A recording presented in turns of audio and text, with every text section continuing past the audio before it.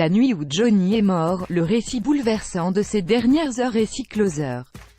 Près de 4 mois ont passé depuis cette terrible nuit de décembre.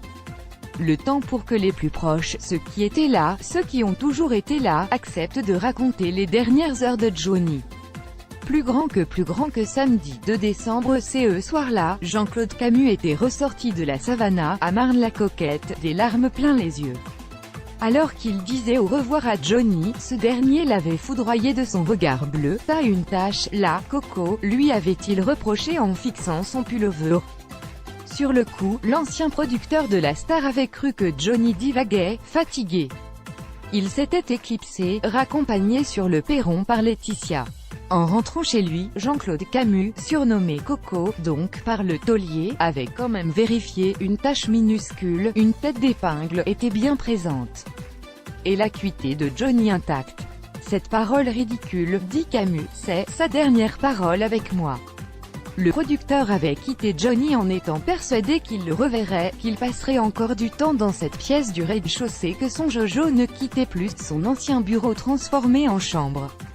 L'ascenseur étant trop petit pour le fauteuil roulant et Johnny ne pouvant plus monter les escaliers, le bureau de 20 mètres de, décoré de disques d'or au mur, de guitares au sol et d'un canapé en cuir était devenu la chambre du rocker.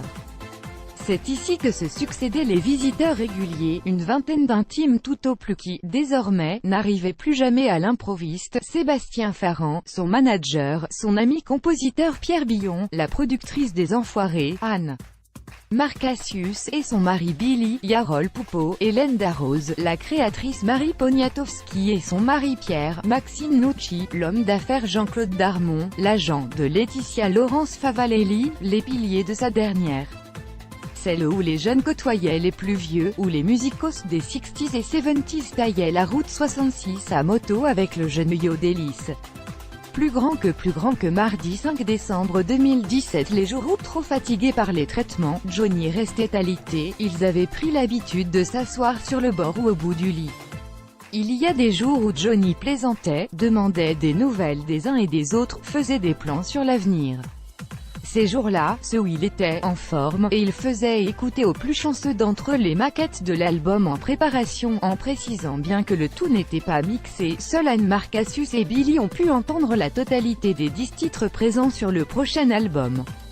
Il y avait d'autres jours, plus noirs, où Johnny parlait peu et ne voulait voir personne, la morphine faisait son effet et il somnolait, bercé par le son de la télé constamment allumée.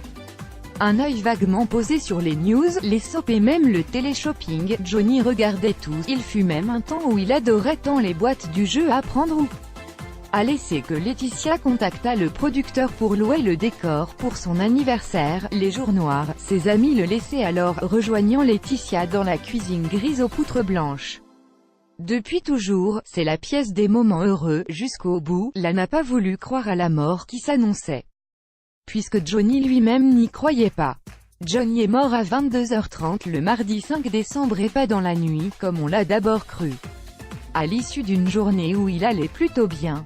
Plus grand que mardi 5 décembre, 20h ce soir-là, comme tous les soirs, des amis sont encore à la maison. Autour de Laetitia, il y a 9 personnes. Le chef Jean-François Piège et sa femme Elodie, qui possèdent entre autres le restaurant Clover Grill, à Paris, où Johnny a fêté ses 74 ans, ont apporté le dîner. Hélène Darroze est là également, tout comme Françoise, la mère de Laetitia. Mamie Rox active au fourneau, aidée de Sylviane, la nounou des filles. Karl, le chauffeur garde du corps, fidèle d'entre les fidèles, qui a à un moment veillé sur Laura Smet tout en restant au service de Johnny, se tient, quant à lui, aux côtés de celui qu'il appelle « patron » depuis déjà 15 ans. Tout comme Daniel Dorès dit Dada, longtemps coach perso du rocker, qui l'aide aujourd'hui à se mouvoir. Comme d'habitude, Jade et Joy font des allers-retours entre leur chambre et la cuisine. D'habitude, elles passent une tête dans le bureau de leur père pour lui déposer des bisous sur les joues et l'inonder de « Je t'aime ». Mais ce jour-là, Jade et Joy ont décidé de laisser Johnny se reposer. Elles le rejoindront de toute façon cette nuit avec Laetitia, puisque tous les 4 dorment ensemble dans la même pièce. C'est comme ça depuis que Johnny a dû intégrer un lit médicalisé. Laetitia a d'abord disposé un futon à gauche de l'entrée du bureau avant d'installer un couchage de place où mère et fille dorment désormais toutes les trois.